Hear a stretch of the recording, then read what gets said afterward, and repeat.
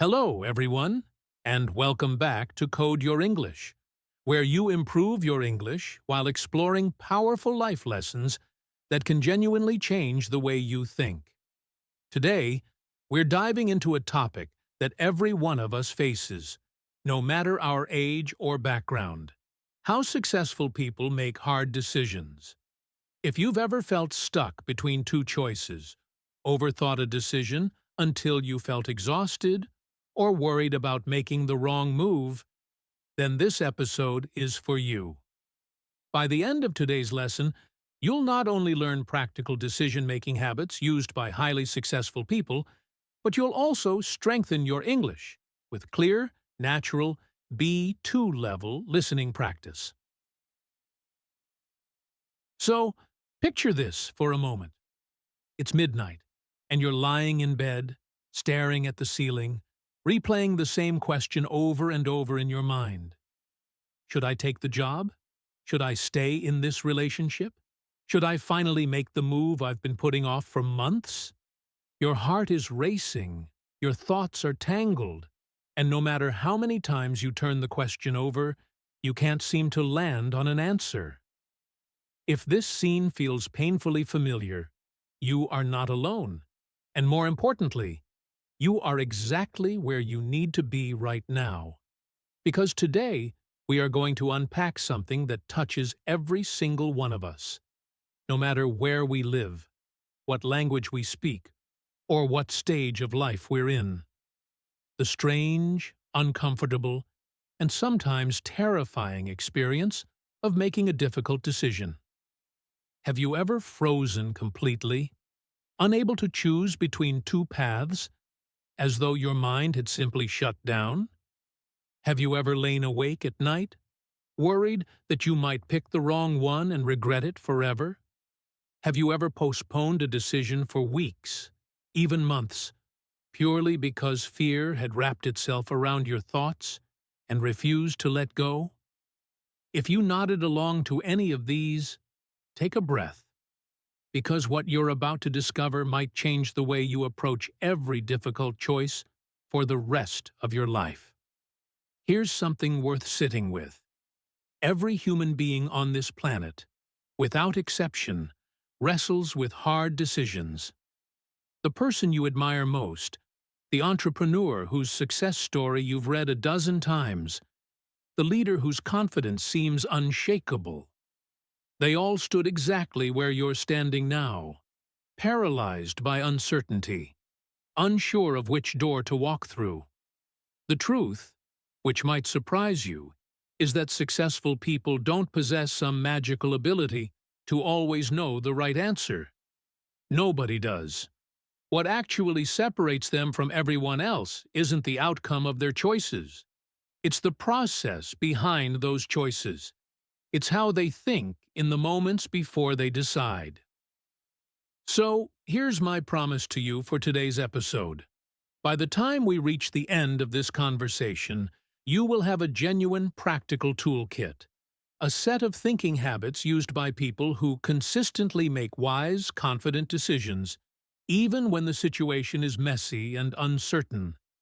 And because this is Code Your English, we're not just going to explore the psychology of decision-making, we're going to do it while strengthening your English at the same time, so that every idea we discuss also becomes a chance to practice listening, thinking, and speaking more naturally. So settle in, get comfortable, maybe grab a cup of tea or coffee, and let's begin this journey together. I want you to think, just for a moment, about how much of your daily emotional energy actually gets consumed by decisions you haven't made yet. It's a strange kind of weight, isn't it? A decision that's still hanging over you doesn't just sit quietly in the background. It follows you into meetings, into conversations with people you love, even into moments that should otherwise feel peaceful. You might be scrolling through your phone, pretending to relax, while somewhere underneath, your mind keeps circling back to that same unresolved question. This is something almost every listener of this podcast will recognize instantly. whether the decision in question is enormous, like whether to move abroad, or seemingly small, like whether to finally have an honest conversation with a friend who hurt you. And that's exactly why this topic deserves real attention rather than a quick, superficial answer. Why difficult decisions feel so hard? Before we can talk about how to make better decisions, we need to understand why they feel so uncomfortable in the first place. Because once you understand the mechanism behind the discomfort, it becomes far easier to work with it instead of being controlled by it. Think about it this way. Every decision you make closes one door while simultaneously opening another.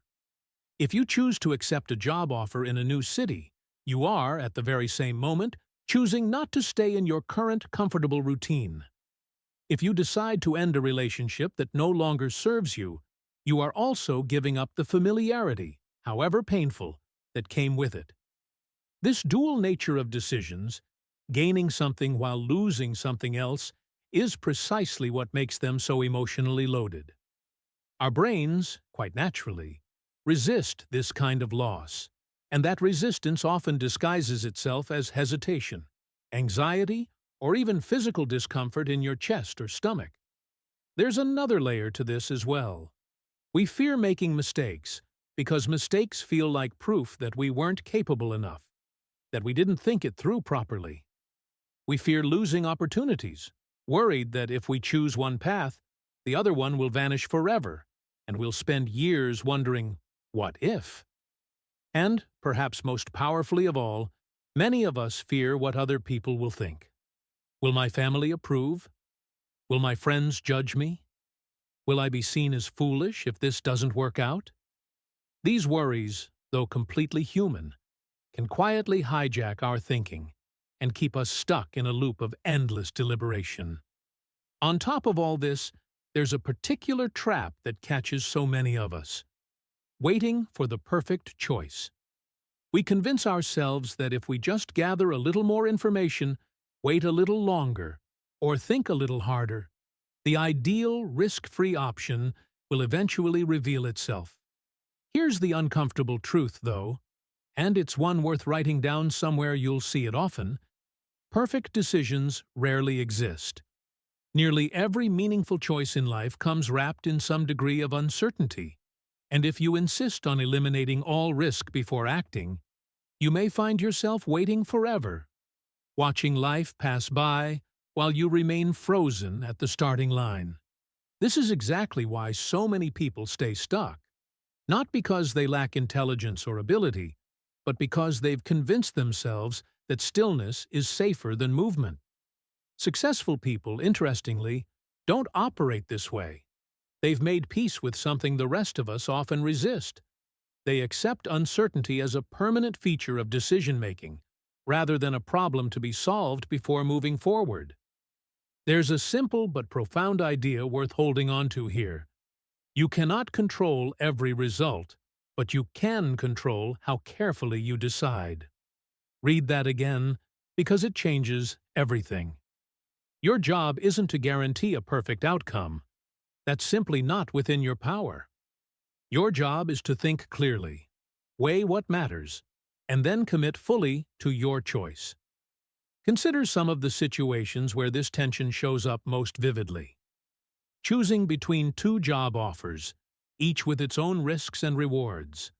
Deciding whether to finally start that business you've been dreaming about. Recognizing that a relationship has run its course and summoning the courage to end it. Packing up your entire life to move to a new city where you know almost no one. Or walking away from a stable career to pursue something that actually excites you. In every one of these moments, the discomfort you feel isn't a sign that something is wrong with you. It's simply evidence that you're a thoughtful human being facing a genuinely significant choice. Habit 1. They stay calm before deciding. The first habit shared by people who consistently make wise decisions is deceptively simple, yet remarkably powerful. They refuse to let strong emotions steer the wheel. Think about the last time you were extremely angry, perhaps after receiving a harsh message from a colleague or being criticized unfairly. In that state, your thinking narrows dramatically. The psychologist Daniel Kahneman, whose research into human thinking has shaped how we understand the mind today, described two very different systems operating inside every one of us: a fast, instinctive, emotional system and a slower, more deliberate reasoning system. Difficult decisions made under pressure tend to be hijacked almost entirely by the fast system, and this is precisely why so many people later look back at a rushed decision and wonder, with genuine confusion, why on earth did I do that? You stop seeing the full picture and instead fixate on the immediate sting of the emotion. Neuroscience actually backs this up beautifully. When we experience intense fear or anger, the amygdala, a small almond-shaped structure deep in the brain, essentially takes over, flooding the body with stress hormones and temporarily reducing our access to the prefrontal cortex, the part of the brain responsible for careful reasoning and long-term thinking. In plain terms, when emotions run high, our capacity for clear thought runs dangerously low. This is precisely why successful people follow a simple, almost stubborn rule. Never decide when extremely angry, never decide when extremely afraid, and never decide in a state of panic. Instead, they deliberately slow themselves down. They breathe. They give themselves permission to pause, even if it's only for a few minutes, a few hours, or, when the decision is significant enough, an entire day. There is real wisdom hidden in the old advice to sleep on it, because emotional intensity naturally softens with time, allowing a calmer, more balanced perspective to emerge. There's an important distinction worth exploring here, one that will genuinely upgrade the way you handle conflict and pressure. The difference between reacting and responding. Reacting is fast, automatic, and driven entirely by emotion. It's the sharp reply you send the moment you feel attacked, the abrupt decision you make the instant you feel overwhelmed. Responding, on the other hand, involves a small but crucial gap between the trigger and the action, a gap where thought is allowed to enter. Imagine, for instance, that Thomas, one of our regular characters in these episodes, receives an unexpectedly harsh message from his manager at work, accusing him of missing an important deadline. His first instinct is to fire back immediately, defending himself with equally sharp words. But instead, Thomas closes his laptop, takes a walk outside, and waits until the next morning to reply. When he finally does respond, his message is calm, clear, and far more effective than anything he would have written in the heat of the moment. That pause, that small intentional gap, is where wisdom lives. Habit 2. They clearly define the real problem. Here's something fascinating about human psychology. The problem we think we're facing is often not the actual problem at all. We tend to react to the surface-level symptom while the deeper issue remains hidden underneath, quietly influencing everything. This is why the second habit of skilled decision-makers involves a deliberate pause to ask sharper, more precise questions before jumping toward a solution. The questions worth asking are refreshingly simple, yet astonishingly effective. What is really happening here?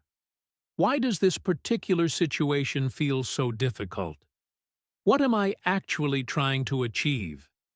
These questions force us to separate cold, hard facts from the swirling emotions that tend to cloud our judgment, and they help us avoid the trap of making assumptions about situations we haven't fully examined.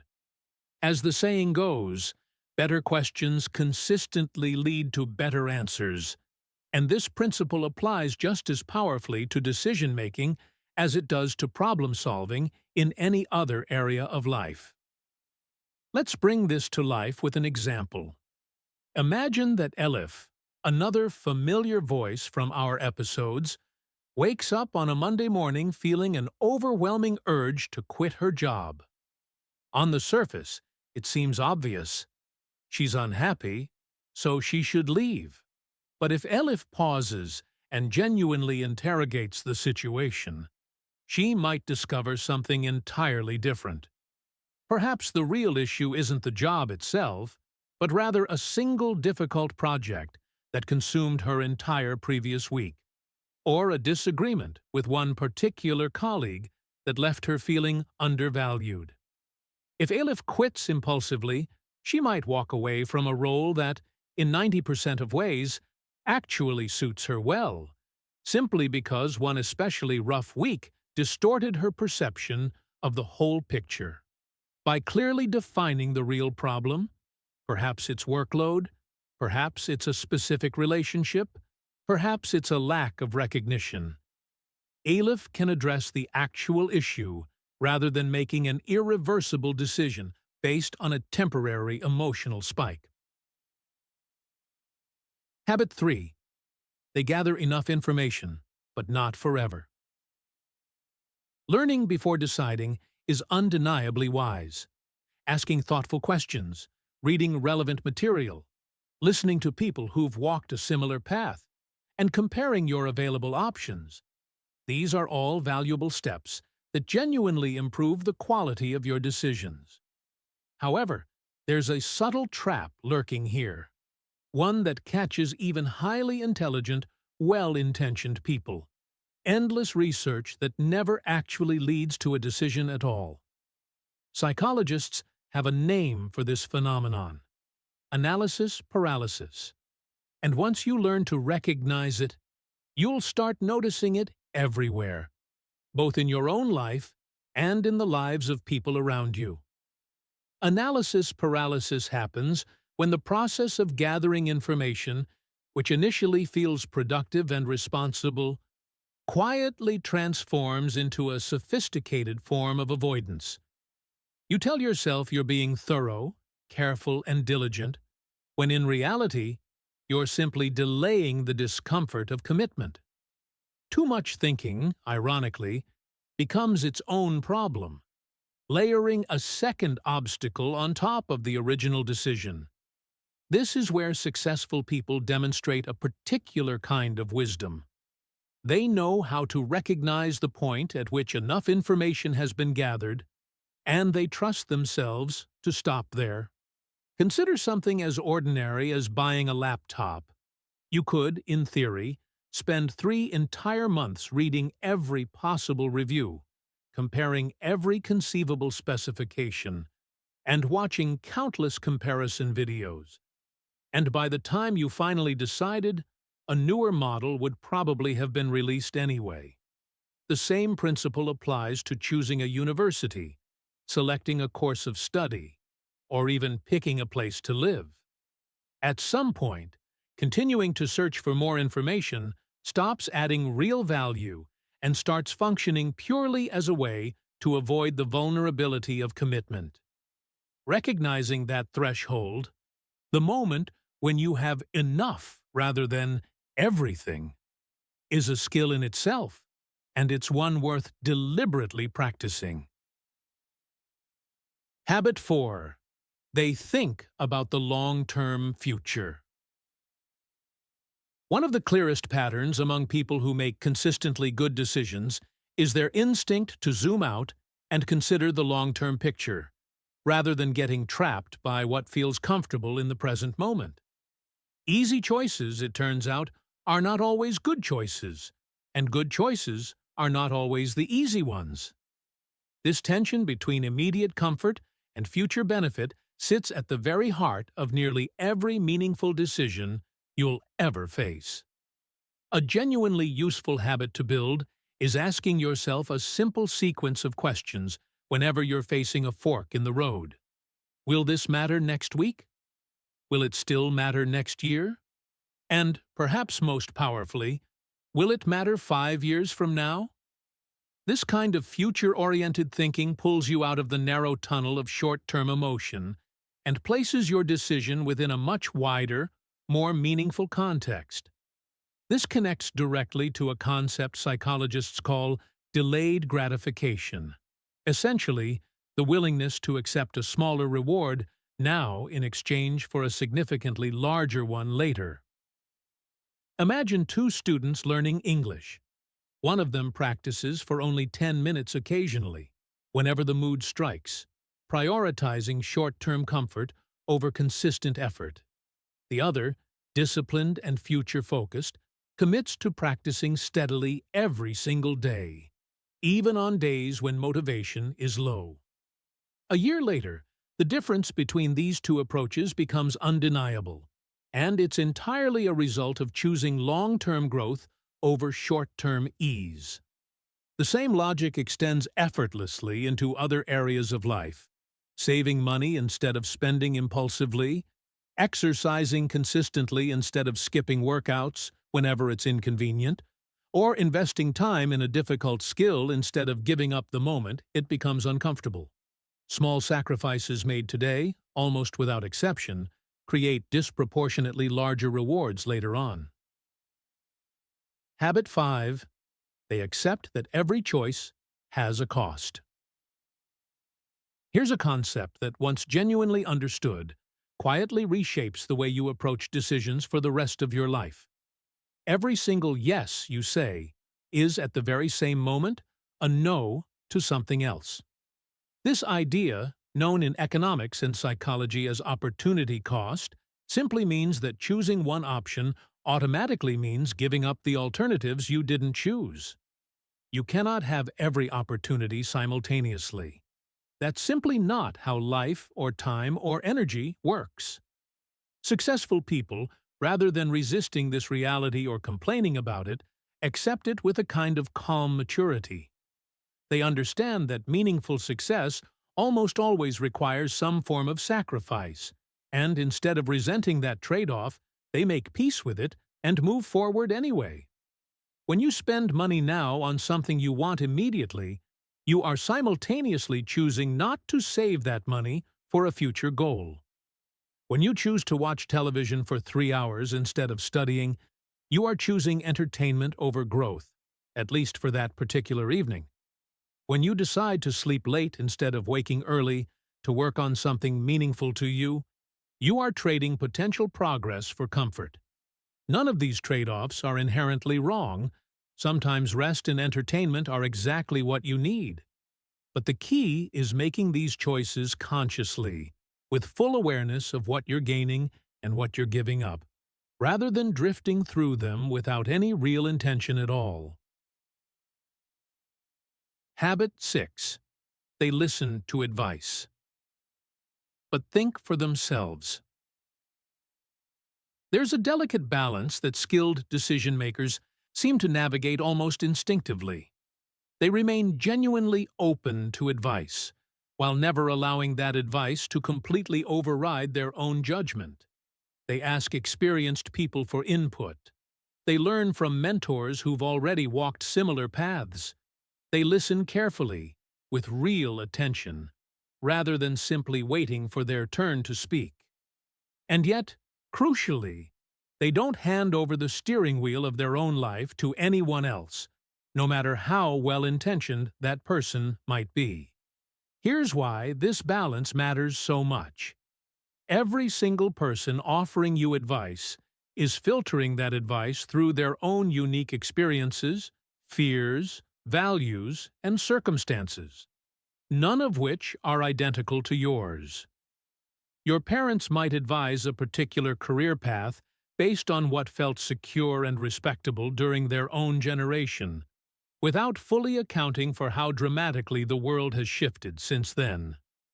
Your friends might discourage a risk you're considering, not because it's genuinely unwise, but because your ambition unconsciously highlights their own hesitation. Advice, in other words, is valuable, but it is never neutral, and it is never a perfect substitute for your own careful reflection. Think about the common tension between choosing a career because your parents strongly want it for you, versus choosing a path that actually aligns with your own natural strengths and genuine interests. Both options might seem reasonable from the outside, but only one of them will feel authentically yours when you're the one living with the daily reality of that choice. Learning to respect the advice you receive, extracting whatever wisdom it genuinely offers, without becoming completely dependent on it, is a subtle but essential skill, and it's one that ultimately determines whether you end up living a life shaped by your own values or one quietly shaped by everyone else's expectations. Habit 7. They focus on what they can control. A tremendous amount of unnecessary anxiety in our lives stems from a single, quiet mistake.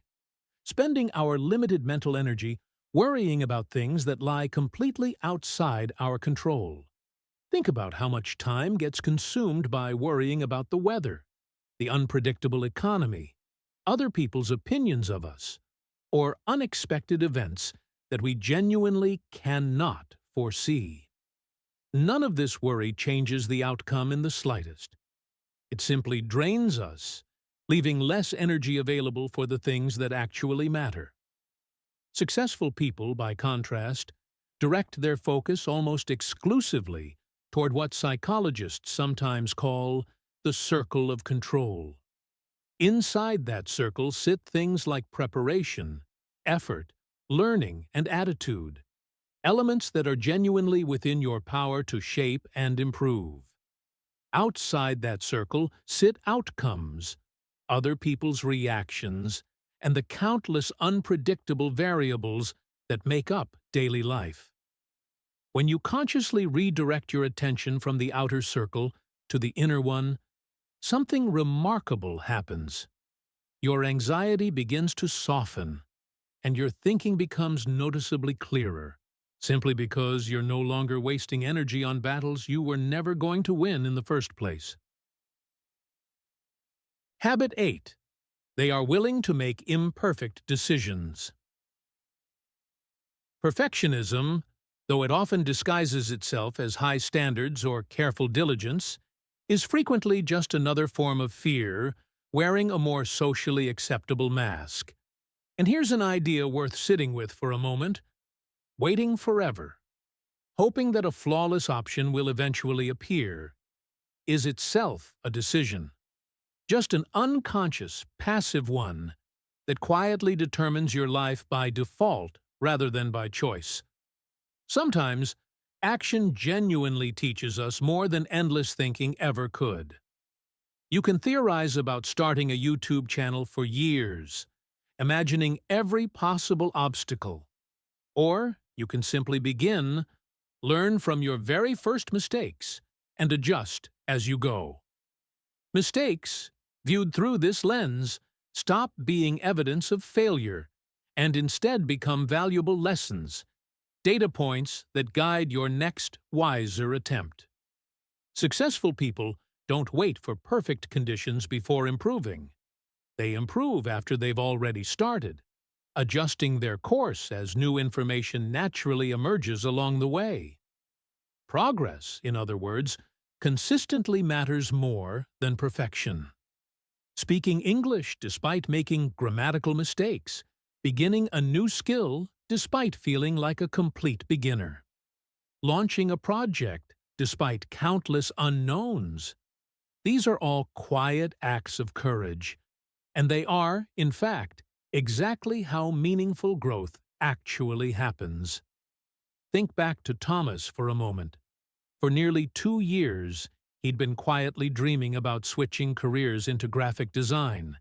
Yet every single time the idea resurfaced, he told himself he needed one more course, one more certificate, one more year of preparation before he'd truly be ready.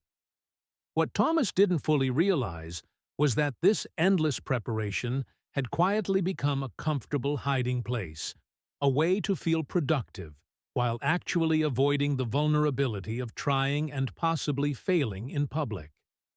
It was only when a close friend gently pointed this out that Thomas finally applied for a junior position, despite feeling nowhere near perfectly qualified.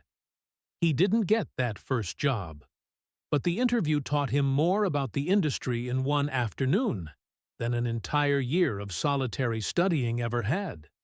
And 3 months later, a second application succeeded. His imperfect decision to act, rather than his search for the perfect moment, was what actually moved his life forward. What successful people do after making a decision. Interestingly, decision-making doesn't actually end the moment a choice is made, and this is a detail that many people overlook entirely. Once successful people commit to a decision, they consciously stop the exhausting habit of doubting themselves every single minute. They give the decision genuine time to unfold, remain committed to seeing it through, and solve whatever problems inevitably arise along the way, rather than treating each new obstacle as proof that they chose incorrectly. They also remain genuinely willing to learn from the results, and, if the evidence clearly suggests it, they adjust their direction wisely rather than stubbornly clinging to a path that clearly isn't working. There's a particularly important insight hidden here. Confidence tends to grow after action, not before it. Many people mistakenly wait to feel fully confident before they act, when in reality, the confidence they're waiting for is usually the direct result of having already acted. A practical 6-step decision-making method. Let's now turn everything we've discussed into something concrete and genuinely usable. A simple system you can return to whenever you're facing a difficult choice. Step 1. Pause. Before doing anything else, create a small gap between the trigger and your response, giving your emotions time to settle. Step 2. Define the real problem. Ask yourself what is actually happening beneath the surface rather than reacting to the first symptom that appears. Step 3. Collect useful information. Learn enough to make an informed choice, while remaining alert to the trap of endless, avoidance-driven research. Step 4. Think about the future. Consider whether this decision will still matter next week, next year, or 5 years from now. Step 5. Choose one option. Commit fully, understanding that no option is entirely free of risk or trade-off. Step 6. Learn from the result. Treat the outcome, whatever it turns out to be, as valuable feedback that sharpens your next decision. Imagine applying this system to something as everyday as deciding whether to accept a challenging new project at work. You pause instead of reacting immediately with either excitement or dread. You define the real problem. Perhaps it's not the project itself that worries you, but a fear of not having enough time. You gather just enough information about the scope and expectations. You consider whether this opportunity will still matter for your career in 5 years. You choose, fully and decisively. And afterward, regardless of how it unfolds, you extract the lesson and carry it forward into your next decision. Common decision-making mistakes to avoid. Now that we've built a genuine toolkit, let's look honestly at the patterns that quietly sabotage good decision-making so that you can recognize them the moment they start to appear in your own thinking. Waiting endlessly for the perfect answer traps people in permanent stillness. Letting fear control every choice keeps people small, cautious, and disconnected from their own genuine desires. Listening to far too many opinions dilutes your own judgment until you can no longer distinguish your authentic voice from the noise surrounding you. Ignoring important facts, simply because they're inconvenient or uncomfortable, leads to decisions built on wishful thinking rather than reality. Deciding purely with emotion, without any space for reflection, often produces choices you'll later regret. Believing that a single mistake will ruin your entire life dramatically overestimates the actual weight of most decisions. Constantly comparing your journey to everyone else's distracts you from the path that's genuinely right for you. And refusing to change your mind, even when new information clearly suggests you should, is simply stubbornness disguised as consistency.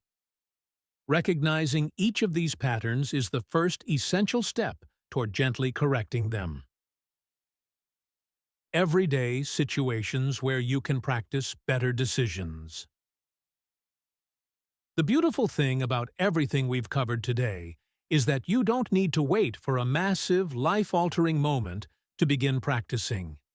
These principles apply just as powerfully to the small, ordinary decisions that fill your everyday life.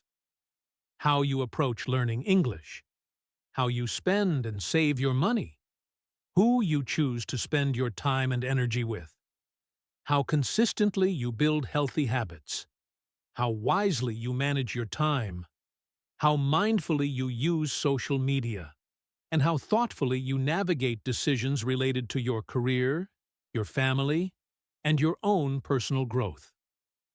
Good decision-making isn't a rare skill reserved for enormous, dramatic moments.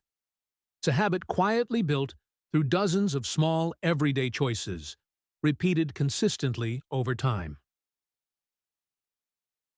Reflection. Questions for you. Before we close today's episode, I want to invite you to pause for a moment and genuinely reflect. What difficult decision have I been avoiding right now? Why exactly am I afraid to decide? Am I secretly waiting for a perfect option that will never actually arrive? Do I regularly think about the long-term future? Or do I mostly react to whatever feels urgent in the present moment? Do I let my emotions completely control my choices? Or do I give myself space to think clearly first? What is one small decision I could make today, right now, that would move me meaningfully forward? What has a past decision, whether it worked out well or poorly, genuinely taught me? And finally, whose advice should I continue listening to? And where do I need to trust my own judgment instead? Take your time with these questions. Real growth rarely happens in a rush. As we bring today's episode to a close, I want you to remember something important. Every single successful person you've ever admired has stood exactly where you're standing now, facing a difficult decision with no guarantee of the outcome. No one, not one single person, chooses perfectly every time. Courage, like every other skill we've discussed today, grows steadily through practice, not through some rare moment of sudden bravery. Good decisions are born from clear thinking, not from impossible certainty. And every decision you make, whatever the result, teaches you something valuable that you carry forward into the next one. Trust yourself a little more each day, because you are far more capable than your doubts would have you believe. Before you go, here's your simple homework for this week. Choose one small decision you've been putting off. Nothing overwhelming, just something small and honest. And apply the 6-step method we discussed today. Notice how it feels to move through it deliberately rather than avoiding it. And I'd genuinely love to hear from you. What is one difficult decision you made recently that, looking back, you're proud of? Share it in the comments below, because your story might be exactly what another listener needs to hear today. In our next episode, we're going to explore something closely connected to everything we've discussed today. How our minds quietly convince us that we need to be certain before we act, and practical ways to build genuine confidence even in the face of uncertainty. You won't want to miss it. As the Sufi poet Rumi once suggested, the answers we search for so anxiously are often already within us, waiting patiently for the moment we finally stop to listen. You do not need to know every answer before you begin. You only need the courage to make your next good decision. Every wise choice you make today is quietly building the person you will become tomorrow. Thank you so much for spending this time with me. Keep practicing your English every single day, and I'll see you in the next episode.